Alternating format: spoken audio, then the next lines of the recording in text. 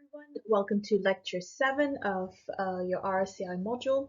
This is a bit of an unusual setting, but as always, we're gearing ready to go and happy to have you listening to this particular session. So, data transcription and analysis is where we're up to.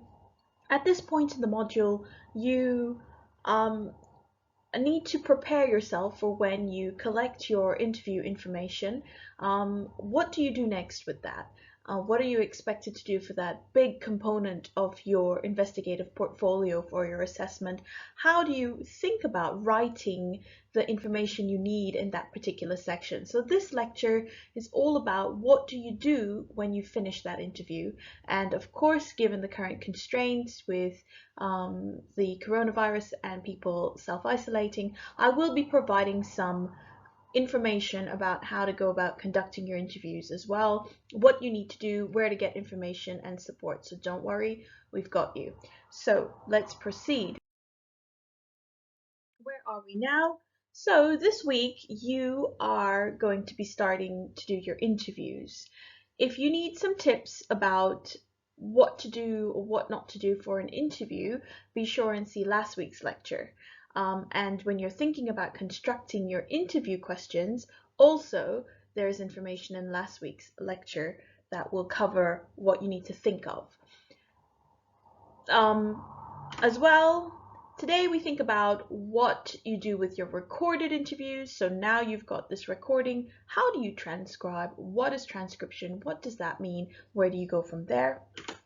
And finally, how to do data analysis. And you will be using only one form of data analysis. There are many different ways to analyze your information, to code and to analyze, and I will be telling you more about these terms in this lecture. However, you are only going to be doing something called thematic analysis. So all of your reading that you'll be doing or additional reading that you'll be doing should be focusing on thematic analysis. Given the current health situation, doing non-face-to-face interviews, yes, it is possible, and you can proceed with your interviews this week as planned. You do not have to meet someone face-to-face. You can do this on the phone, and you can do it on Skype. You can, and I will provide some links and some information about where you can get this support. Think about it like this. You can go on Skype on your computer and do your interview, and you can record it on your phone. So you need to get that conversation recorded in some way. It is also possible to record on Skype as well. You don't have to do video on Skype per se, but you can if you want to get those face-to-face body language. It depends. I'm going to be lenient about that because if it's a phone conversation and you're putting the person on speakerphone and using another phone or device to record that conversation, then you won't see their body language, but that's fine because you still have their tone and you can work with that in your responses. It's important to get those responses recorded in some way, shape, or form. So those are two basic ways to do it. The university is also introducing another series of licenses, like using Zoom and whatnot. We will get into that. We're of course working that out in a bit more detail this week.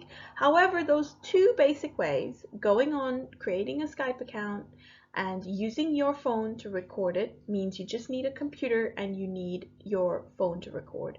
Or in the instance where you can borrow someone else's phone and then you can have a conversation and put it on speakerphone so that you can record that conversation using another device, is also a very simple, easy way to move forward with getting those interviews completed.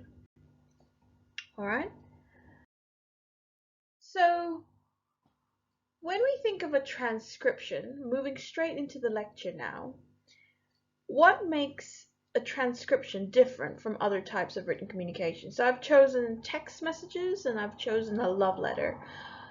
Is transcription just anything that's written? And think about that for a second. What's the difference? between these forms of communication? Well, text message is you communicating a written response to someone else to be read. A love letter, similarly, communicating a written response for someone else to read. A transcription is where you take your audio data and represent it into written form. So you are taking what's been discussed, what's been said, and putting that into a written form so that you have a raw material or some form of data that you can review using your other senses to get patterns and form meanings. Okay? How do you transcribe? So this is what you need to know. You've got your recordings. What next? Every word needs to be transcribed as they are being captured. Okay? So you need to write it and represent it as it truly is. So for example, I didn't know at the time, but I was sure that I was. You get those, sometimes when we speak, we have those, exactly what I just did there, a break in the sentence, or a pause, or changing the idea or clarifying. You use ellipses, which are these dots here, to help you put those breaks in. Okay? Capturing the body language, of course you can't get the roll of the eyes, but you can get the tone.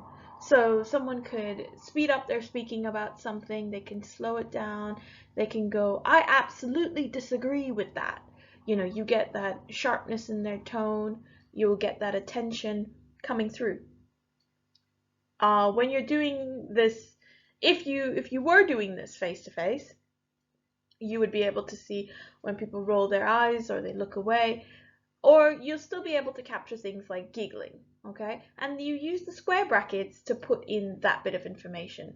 So already you're beginning to see that transcription is not about getting things in perfect sentences. It's about getting exactly what was said and putting it together. You are allowed to use contraptions like didn't, couldn't, exactly what the person says.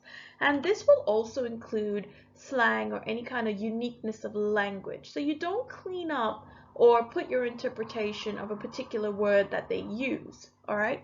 So I used her eyebrows were on fleek, and I may be saying that wrong. Fleek, I'm not sure. A student told me that. Or none of this shit here. Like they may use profanity, they may use slang, their own language, words association, whatever. So you also put that into your transcription, because how people choose to express themselves and the language that they choose to use also needs to be captured. So by now you're getting the feeling that it is a direct word for word representation of what was said. Again, highlighting the importance of recording that interview with consent, okay? You must provide the full transcript in the appendix of your template for your assessment. So if you go onto Moodle and you look at the RSCI template, which is located in the assessment block, so you look at the assessments, you will see the Turnitin link for your assessment, but underneath that you will see the RSCI template that I've been talking about that you need to be using. If you scroll to the end of that Word document in that template, you'll see a section for appendix. The appendix is not in the word count. I repeat, not in the word count. You are only asking about 5 or 6 questions roughly. So I want you to be able to transcribe that entire conversation for me. It should not take too long to capture that information. You are providing this in your appendix so that when we mark, we get an idea of where you pulled the evidence from and what that conversation was looking like. So it's to provide some context for us who are marking your assessment, okay? Again, not in the word count. And you have to choose, so you do the whole appendix, you put the entire transcript in the appendix, but from that, for your analysis, you're only going to choose about 2 or 3 samples of the conversation to go into detail, all right? So you pick no more than 3 pieces of evidence to analyze. So in those 5 questions, you're not going to be analyzing the entire discussion, okay? You have to pick samples from those questions that you've asked, and only up to 3 examples of something that you've asked or something that your interviewee said that you want to focus on and go into depth and detail to try and understand. And that is the bit that you will be analyzing to try and get, well, what is a statement being made on this? What has the literature, what is the scholarship and the journal articles said about this kind of statement? And you get to think about what's been said in the wider world, what your participant has said, and put that together in a discussion for us. So what is data analysis about? So now I'm getting right into that. We've done the transcription piece. You know how to document things word for word. What do you do with that now? What is this data process? Why can't you just take what's been said and summarize it and put it down there and then call that the end of things? You can't really do that. Data analysis is a different kind of process that you do in research. It's where you extract the meanings of the messages. So when we have to, often you would be part of conversations on group chats or with friends, and you're having a discussion, and someone will say something, or this quite often happens with parents or people in authority figureheads, right? Something will be said, and you will be like, okay, they're making a comment about something that's very, very normal, but there's a meaning behind what they've said. And you know that meaning. Your mother may tell you things like, oh, you really want to go to that party? Yeah? Okay, you go ahead.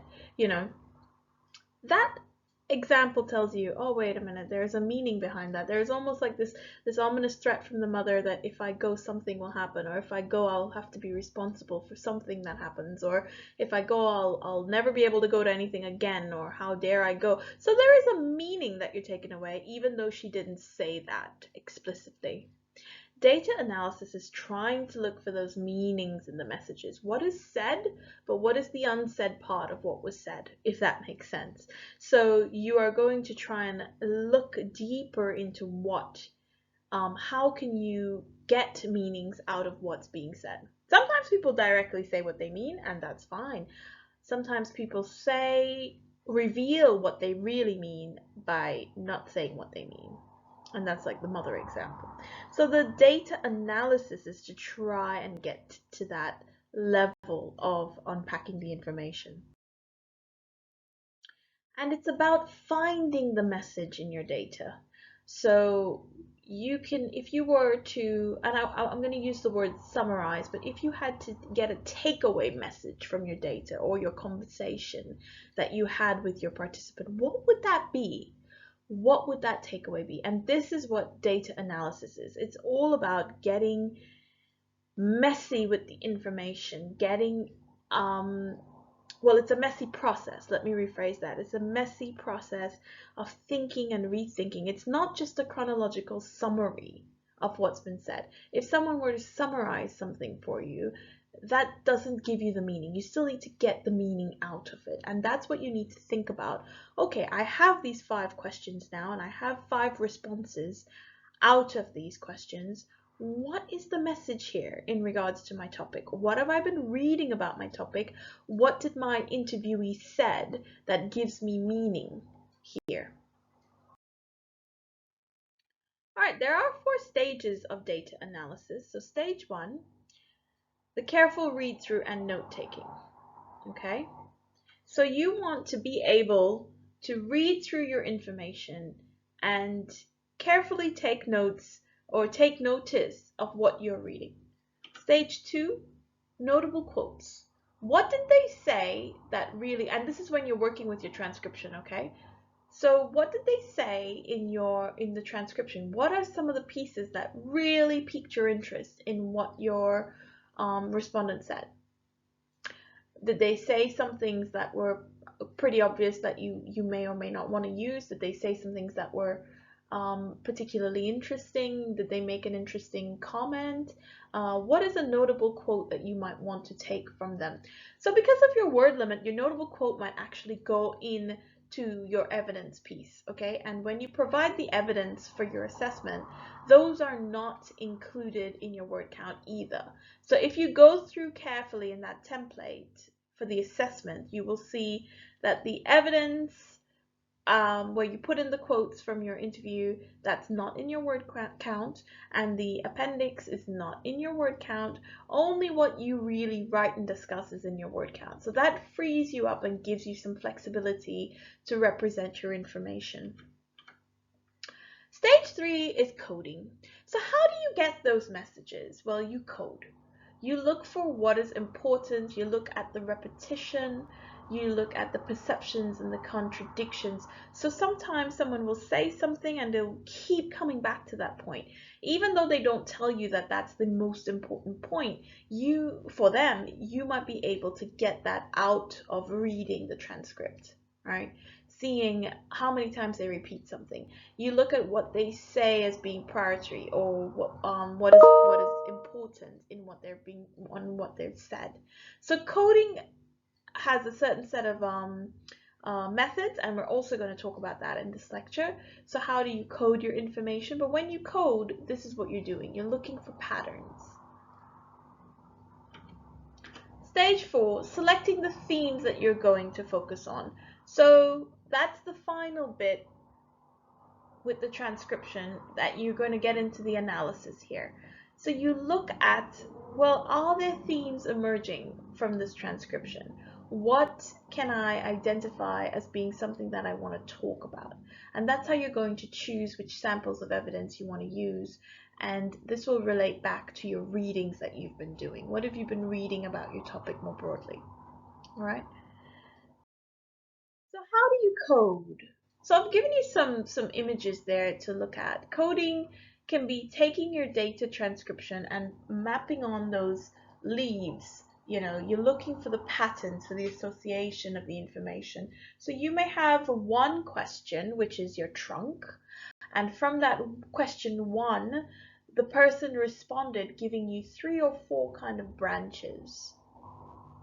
So you might be able to visualize how you map out those connections. So you could do that for each question, and then you can bring each question together and look at it all together. If I had to fit this into one tree, how would I make those branches and leaves associated? So how would I take the main ideas coming out of each 5 questions and turn them into a family, or make them related into a branch?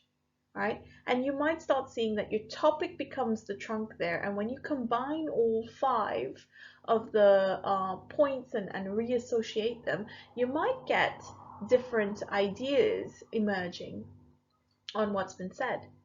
So this is all from the process of thinking about the data. Not because you ask question 1 means that question 1's response is the answer to question 1.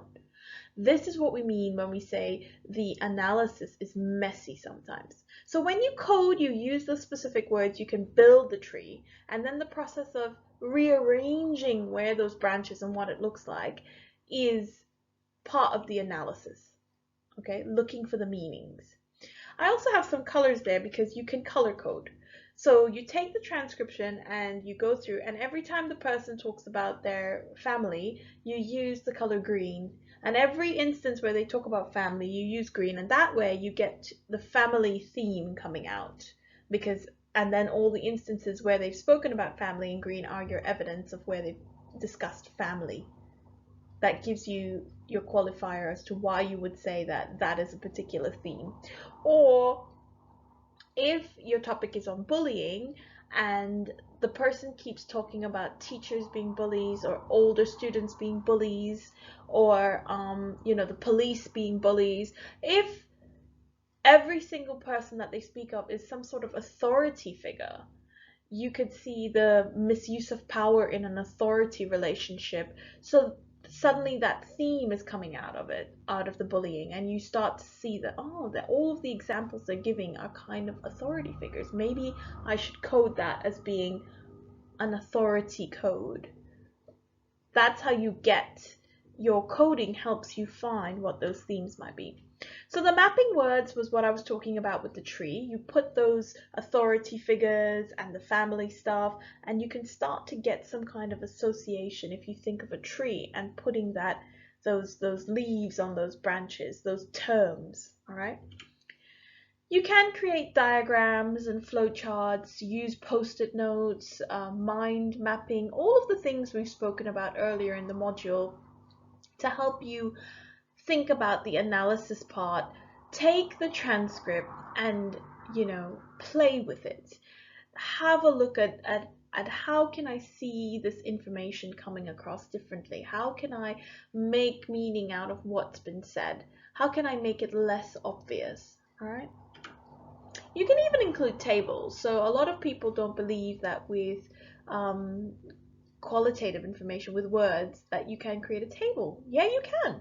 If somebody uses the word spite like 9 times in a sentence, like I said last week in the lecture, then you might be able to say spite was used quite frequently compared to this other word force, or this other word deliberateness, or this other word being mean.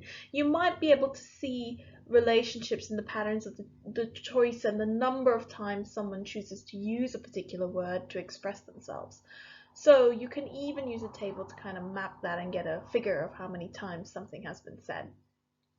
And you might have to do that not for just one comment, but for everything. So there are options about how you visualize making patterns, and maybe those color coding, mapping, diagrams, and tables will help you think about what you can do with your transcript once you have it. So you're not just stuck there reading the response and being, well, that's the answer the person gave, so that's the answer, what do I do now?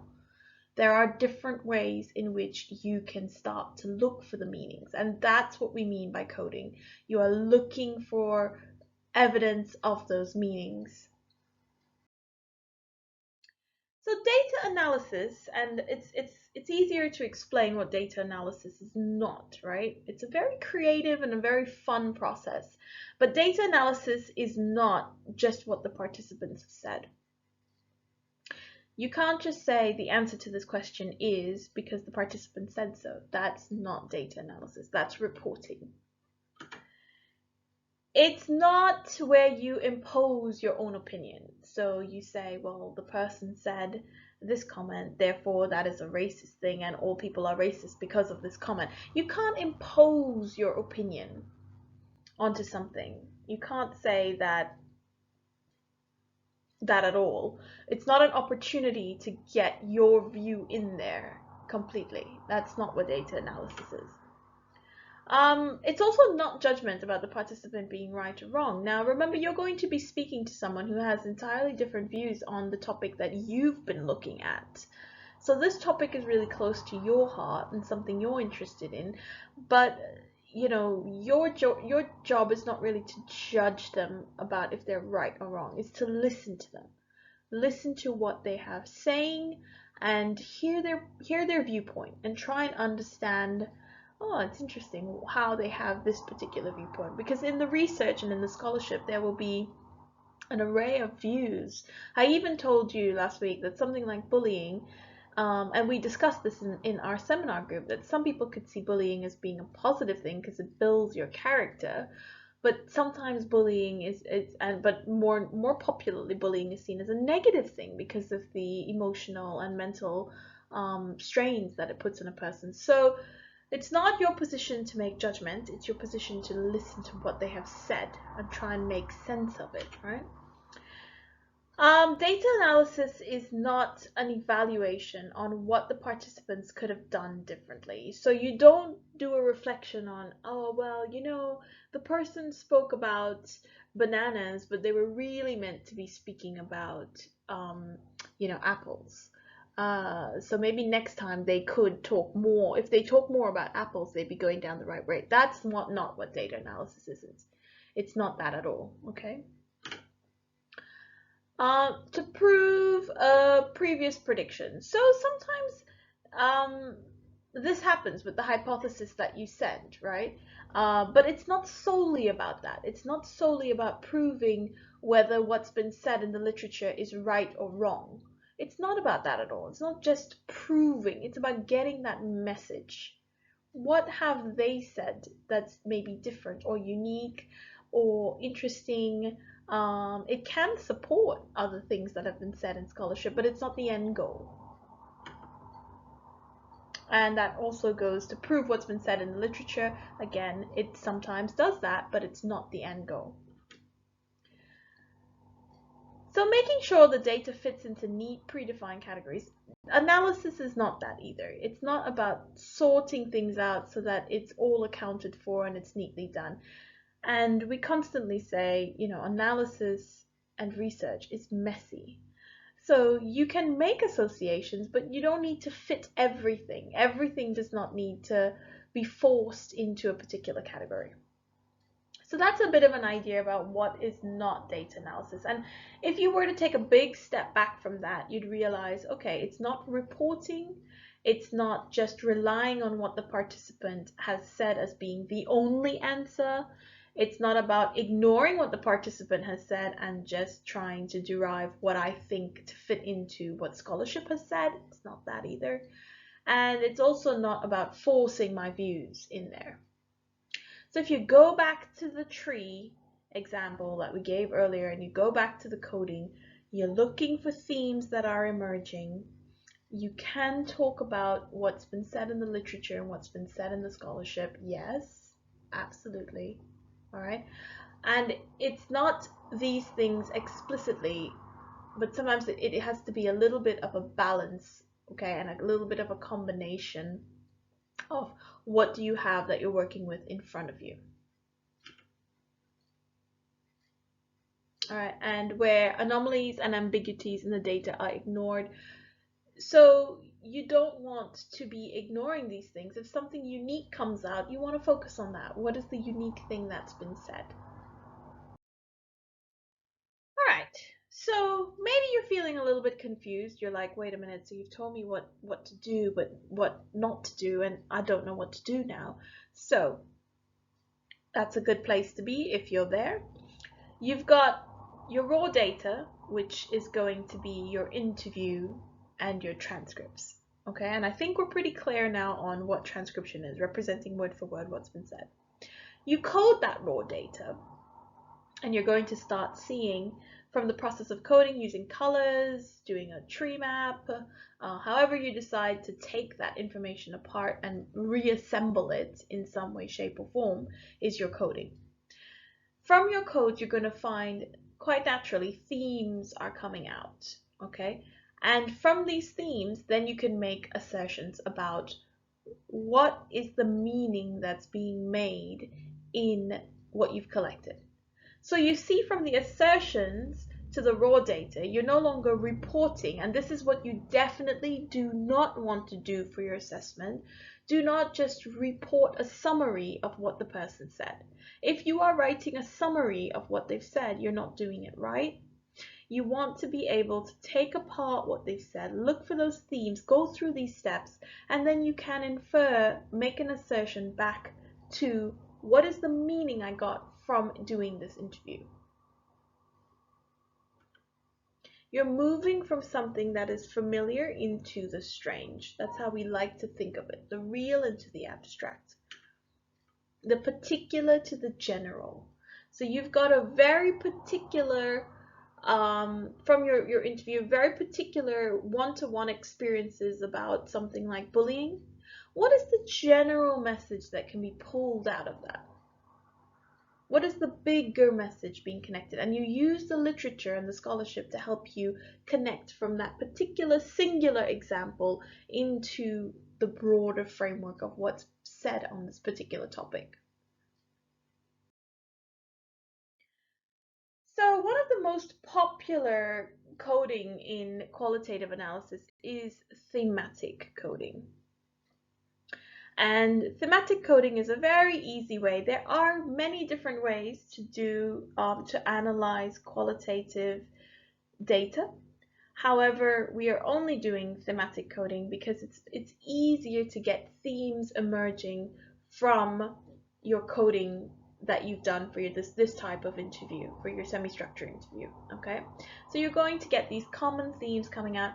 you know, in 5 questions you may get 3. Aim to see at least 3 themes. So you use now your themes to pull apart those bits of evidence that you want to present and discuss further in your RSCI template that you will see on Moodle.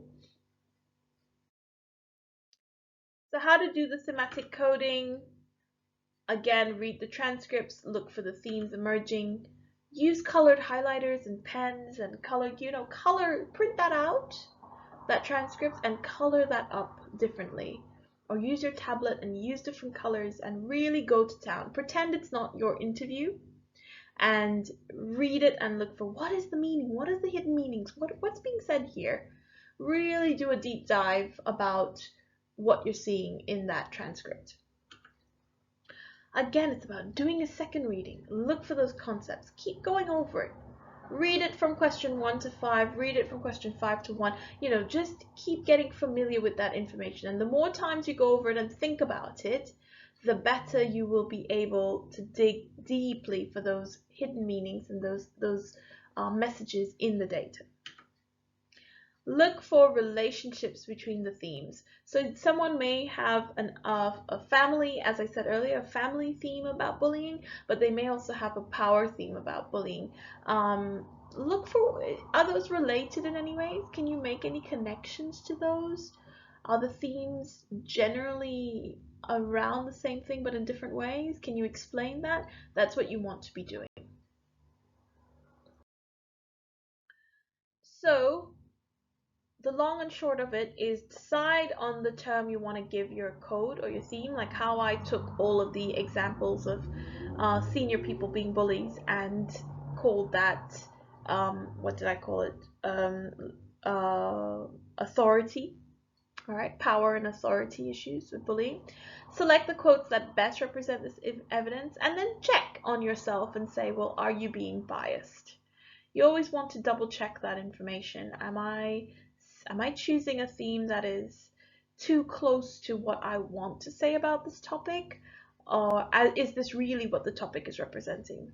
So if you feel that your views on what you want to say about the topic and what the topic is representing aligns, it doesn't mean you have to throw it in the bin, but you need to do that step of making sure that you are representing, even though this shows exactly what you believe in, that it's not just your values coming across on the page, but you are representing what the person you've interviewed has said. So just that process of thinking about it is you controlling for your bias. Being able to ask yourself, are you being biased, is helping with your bias. Is this technique good for me? So the interview is seen, it's type of there, as a collaborative social interaction. So it would be useful to look at your role as the interviewer and look critically to your questions to make transparent conclusions. All right. So if your interview is too short, why did that happen? You can think of reasons being, well, okay, I've done this interview and I'm not getting a lot of details out of it to make these themes. You might want to think about, oh, why did this happen? What has been said? Did you have too many closed questions? So when you are going over your interview questions before you actually conduct this thing, you want to make sure that you don't have too many closed questions so that you're not just getting one-word responses and you have no depth. But if this does happen, and sometimes it does, what can you say about the possible scenarios? Why did this particular thing happen? It seemed as if, and you might be able to comment on things like, it seems as if the questions were too close-ended and I could not make the connection to get more meaning out of it. And this is why when you're doing the interview, remember it's semi-structured so you can adapt it in the moment. So if by the time you reach question 3 and you've only got one-word answers from your respondents, you maybe need to think of, oh, how to get into more detail. How do I probe and prompt them to get more information or more commentary on a particular something? So be open to doing that adaptation in the process and in the moment, okay? And you might have an instance where the interviewer keeps repeating the same point. You can ask them to elaborate, or you can ask them to explain further, or ask them, do you have other views on this? This is just for you to manage the interview in the moment. And if they keep coming back to the same thing even after you've finished your interview, you can use that, put it in a table, and you can kind of think about, well, why did they keep coming back to this point? What could be the message here? And a reaction from the interviewee. What did happen? So you can get your interviewee maybe contradicting themselves in the 5 questions that you asked, or you can get them making comments, being having very strong views. You can consider, why did they respond or choose to respond the way that they did. That is going to be interesting for you to think about as well. So all of these scenarios are things that you will have to keep in mind as you're preparing to do the interview, while you're doing the interview as well, and even after, when you're doing the analysis and going over the information. Okay, so next week we have a guest lecturer, Dr. Liliana Belkin, who is a Fulbright scholar visiting from the US, and it's a real privilege to have her over, because what I want to include as part of this module is also thinking about research in the real world. So I call it hashtag the real life series, and I like to invite researchers who are working on their own topics and their own interests, and to give you some content on how research can frame the world that we live in, and frame and develop social and cultural issues in the real world. And I like to expose students to also topics that, you may not have modules being offered on it at the moment, but just to think a bit more broadly. And one of them is Dr. Belkin's going to be talking about challenges of the juvie and justice education in the USA, and compare that a little bit to the UK. So what happens when young people go to jail? And I found that her work is rather interesting. She's recommended the readings for next week, and this is a way to engage with the full embrace of the module. So you have all of your skill sets necessary to conduct your interview, to transcribe, and to think about things, but hearing other researchers in the field talk about topics that they've come into encounter, and that they have encountered, and that they have thought about, and how they've thought about it, might inspire you in your many modules in the future that are to come. So I'm not certain. I'm assuming that this may also be her lecture, maybe an uploaded recorded one, given the current state of the coronavirus and the isolation that's happening. So please stay on Moodle and check information. Getting support now. We don't have seminars today face to face, so what happens now? You've heard this week's lecture and the advice on what you need to be doing for transcribing and for your thematic analysis. Contact your seminar tutors via email about the interview. If you have some questions about the questions that you want to ask for your interview, are they too closed? Just send an email about what your topic is again, and remember, it's only about 5 questions, what those 5 questions look like, and they can give you some support about if these questions might be some of the best ones to ask or not. So you can always send an email if you are uncertain. If you have questions about analysis as well, you can also send me an email, or you can send your tutor an email. And if you have questions about the assessment, same thing, okay? We are here, we are online, we are on our email, we're happy to respond, so don't feel like you are left out on an island without any kind of guidance or support, all right? All the details are on Moodle, how to get in touch with us, and your assessment links and your assessment templates, and also lecture access, because we have lecture capture for all the weeks above, including, well, you've got this recorded video now. Go over the information and check first. I will aim to put up some links about conducting interviews via the telephone. As I said, those are two basic ways to do it. Just off the top of my head this week, just, recording using your phone, using another person's phone, or using your phone to record, or someone else's phone to record, or doing it on Skype and just recording it. Be sure and test that it is recording before you start your interview. Make sure that you have that information. Getting in touch with students. So using your university email, your Outlook, if you type in someone's name, you'll be able to get in touch with them. Use the student voice section of the Moodle on Moodle as well if you're seeking someone to get access to interview, or get in touch with someone in your seminar group, and you must know someone else on the module. If you're struggling to know someone else on the module, send a message out on Moodle on the student support and say, my name is so and so, this is my email, my topic is on this, would anyone be interested? And if you're still not getting support to get someone to interview, just send me an email and let me know, and I'll see how I can support and help you get that.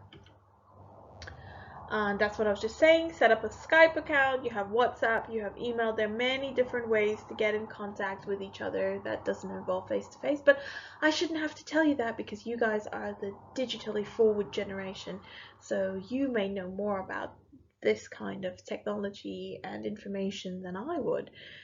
So that's it. Check your university email every day. Definitely, we can't send information out onto personal emails, so you will need to be checking your university email just to stay on top of updates and messages, as I will be sending out an email even with this link for you to view this lecture.